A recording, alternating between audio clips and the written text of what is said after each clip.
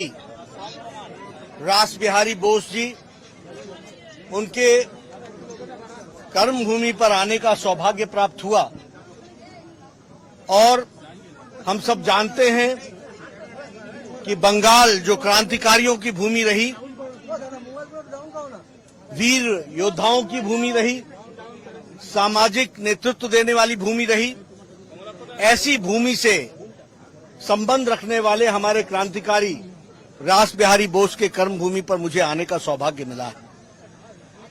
अमृत महोत्सव के अवसर पर महान देशभक्तों, जिन्होंने देश की सेवा के लिए अपना सर्वस्व लगाया, उनके स्थानों पर जाकर, उनके कर्म स्थान पर जाकर, उनके जन्म स्थान पर जाकर उनको याद करना, यह एक भारतीय जनता पार्टी के कार्यकर्ता के रूप में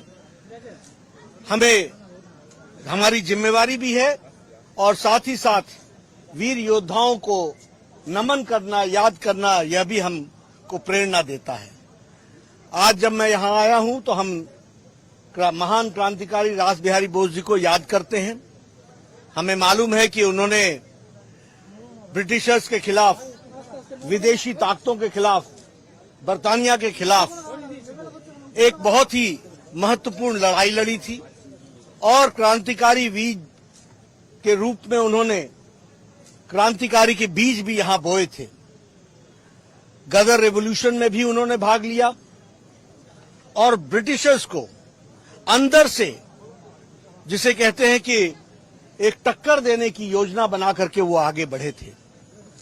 हमें यह भी सबको ज्ञात है कि उन्होंने आजाद हिंद फौज, जो इंडियन मिलिट्री आर्मी के नाम से जानी जाती थी, उसकी नींव रखी थी, जिसे नेताजी सुभाष चंद्र बोस ने एक अखिल भारतीय स्वरूप दिया।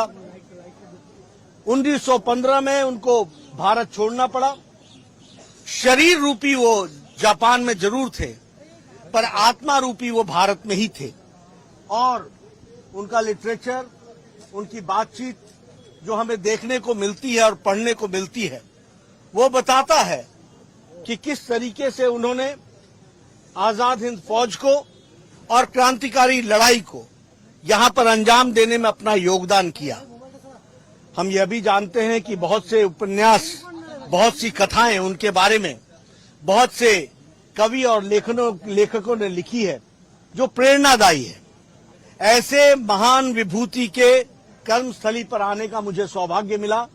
मैं अभिभूत भी हूं और नई ऊर्जा लेकर के मैं और मेरे साथी, आज हमारे साथ यहां पर हमारे अध्यक्ष सुकांतो मजुमदार जी, हमारे विपक्ष के नेता अधिकारी जी और हमारी सांसद लॉकेट चैटर्जी जी और सभी वरिष्ठ कार्यकर्ता यहां पर हमारे साथ हैं।